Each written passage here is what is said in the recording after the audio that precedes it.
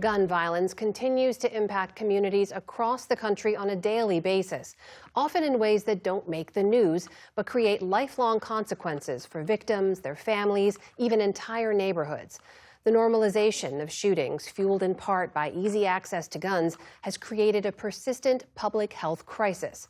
William Brangham tells us more.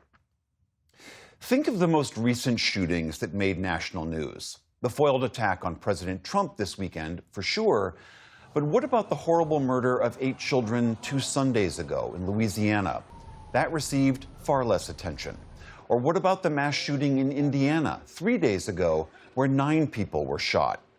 According to the Gun Violence Archive, while shootings are going down, in just the last 72 hours, there have been over 175 different shootings in this country where someone was shot or killed. That is just 3 days worth.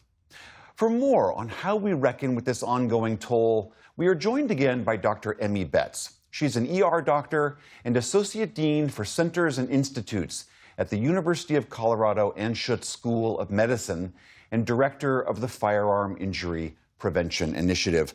Dr. Betz, so nice to see you again.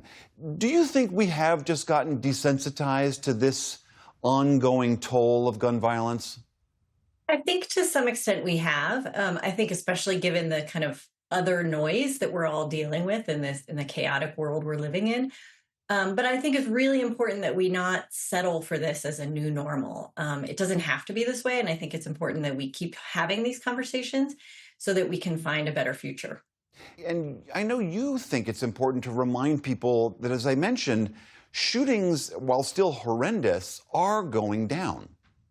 Right. I think it's important we talk about that gun violence as a problem is big and complex, and it's not just mass shootings.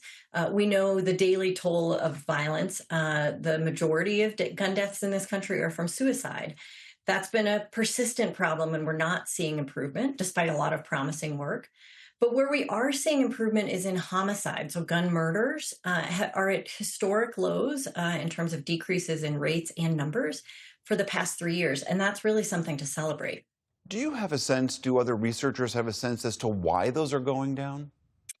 So there's not a single answer. And I think this is one of the things that's both complicated about these discussions, but also should bring us hope. There's not going to be one perfect fix to this problem. There's not one law. There's not one policing approach or one intervention we need to put in place.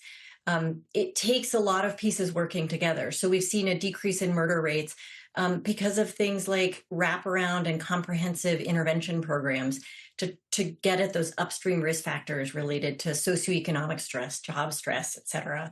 We're seeing differences in policing approaches, all of these things that can work together, even things like neighborhood design, better lighting, better green spaces can have an impact in helping reduce violence in the community. And we see that murder rate go down.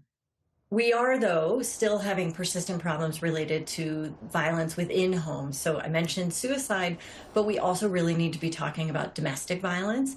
And domestic violence and suicide are often closely linked, as we've seen in recent cases. As you mentioned, we often, in the media, focus on big shootings, the ones with the really grim death tolls. But that often overlooks the much larger number of people who survive shootings, either shootings of themselves or of their loved ones, and who then often have to reckon with that trauma for years, maybe the rest of their lives. No, it's very true. We talk a lot about the deaths because in some ways those are easier to count, but we do need to recognize the bigger toll that it's having on all of us as survivors and as a society where we see people changing behavior because of fear of mass shootings and so forth. And we need to recognize at the individual level, people can have complex and differing responses after trauma. Somebody might seem fine right away and then have symptoms develop later. And it's important to know if you've been through any kind of trauma, if you've been in a mass shooting situation, or if you've lost a loved one to violence, that there are effective and evidence-based treatments out there and there's help available. Do you think that in part we don't talk about suicides and domestic violence in their relation to gun violence because in some ways those are considered taboo topics, things that are just for that's someone's internal problem. That's not a national problem. I think so. And I think it's something we need to continue to fight against, that stigma. I think during the COVID pandemic, we saw a lot of increased awareness about how sort of the roller coaster of life brings ups and downs for all of us. And when we think about suicide and firearm suicide in particular, we know it's that when someone's in a bad moment. So maybe it's mental illness, but maybe it's also losing a job, getting divorced, kind of having all of those bad things in life hit you at once.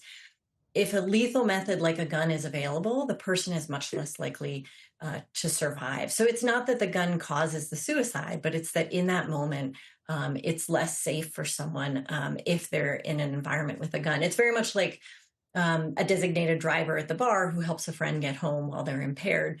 In the same way, we need to be thinking about how do we reduce access to firearms for people going through difficult times who might be at suicide risk, elevated risk of suicide, but who might also, maybe they're dealing with anger issues and going through a bad divorce and might be at risk of hurting their partner or their family, for example. So that's where, again, it's not that the gun is causing the problem, but it's a key factor that leads to fatal outcomes. Dr. Emmy Betz at the University of Colorado Anschutz School of Medicine. Always great to hear from you. Thank you so much.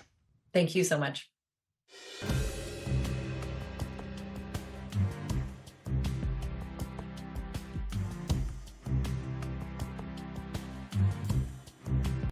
Support journalism you trust. Support PBS News. Donate now, or even better, start a monthly contribution today.